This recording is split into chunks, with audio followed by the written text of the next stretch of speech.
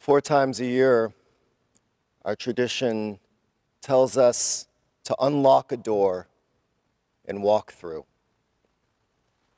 We know that what lies behind that door is a room filled with sadness, anger, pain, and confusion.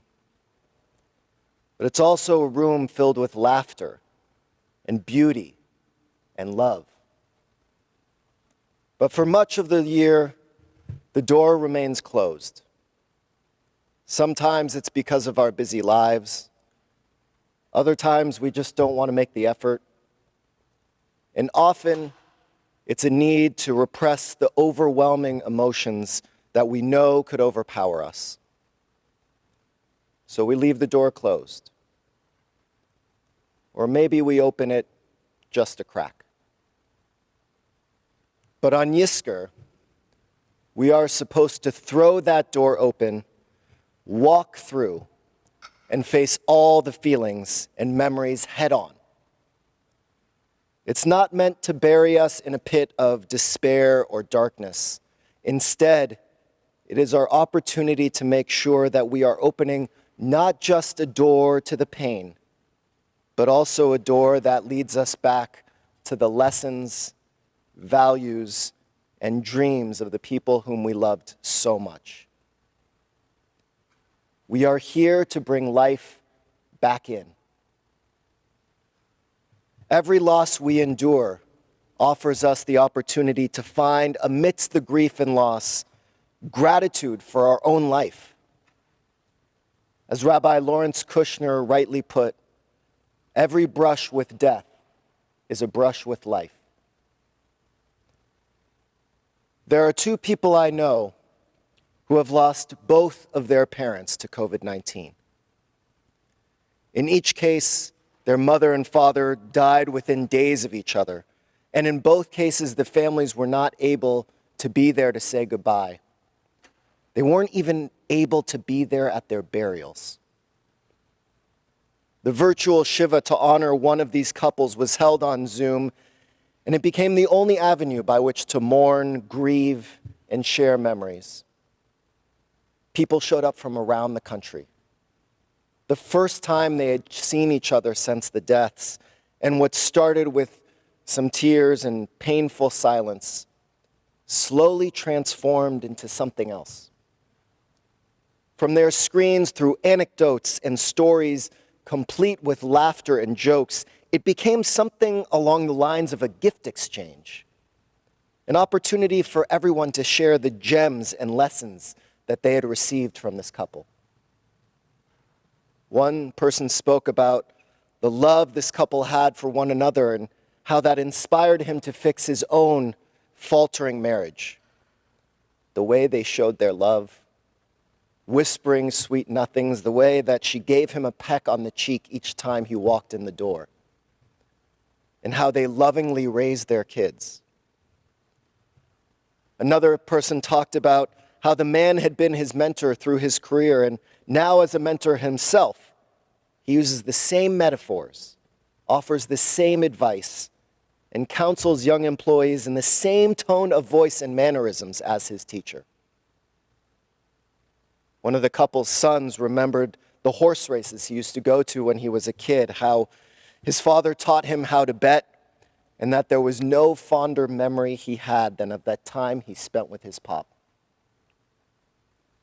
This family's experience with death allowed them to slowly open a door to honor and celebrate life. And not just the lives of this beautiful couple, but even more so the lives of those who carry on without them. We each experience loss differently. The death of my own grandmothers has helped me to live my life more fully and to focus more diligently on the beauty in the world.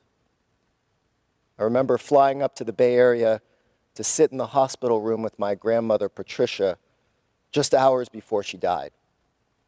She wasn't conscious, but I sat there for a long time, sometimes just holding her hand, other times telling her about her great-granddaughters and their accomplishments, sharing stories with her about my own personal and professional adventures.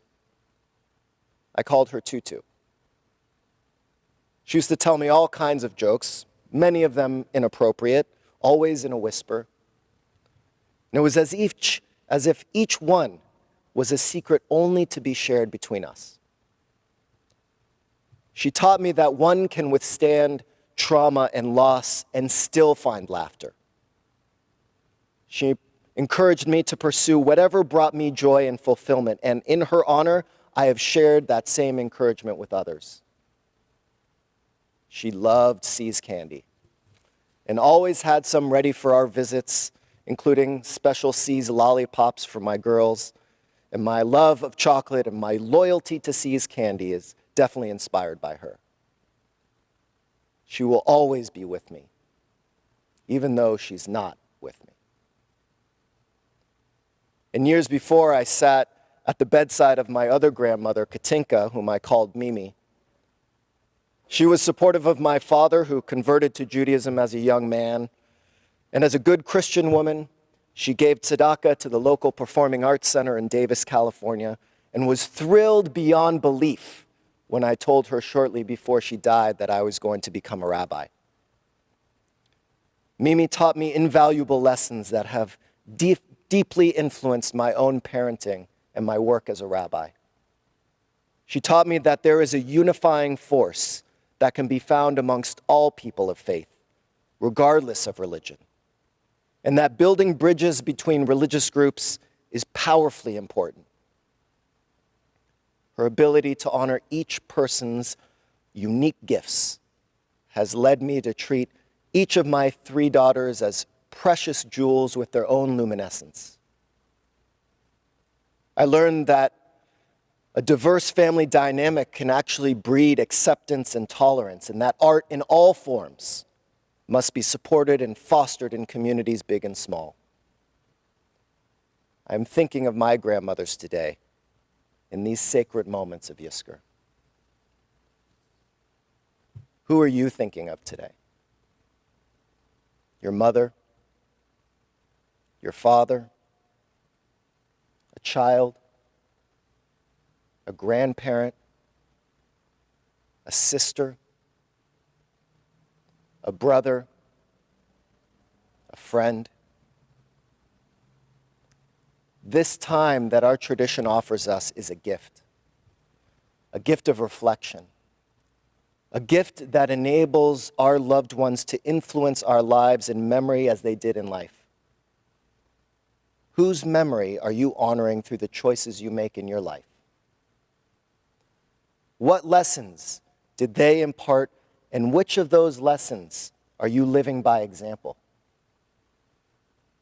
This is the moment we remember them, as we allow them to lift us from our sorrow and remember how it felt when we made them proud, when we brought a smile to their face, when we felt embraced and accepted. Let those beautiful memories in. Enjoy them. Be with them. And let this Yizkor moment also be a time we consider the ways that we have fallen short, missed the mark, failed to live up to their ideals and values and lessons that our loved ones who are gone taught us during their lives. If we feel some guilt or disappointment with ourselves, this is our opportunity to recommit, to double down on the teachings of our loved ones, to rediscover the strength that can be gained from living out the dreams and hopes of someone who brought us life and love and friendship.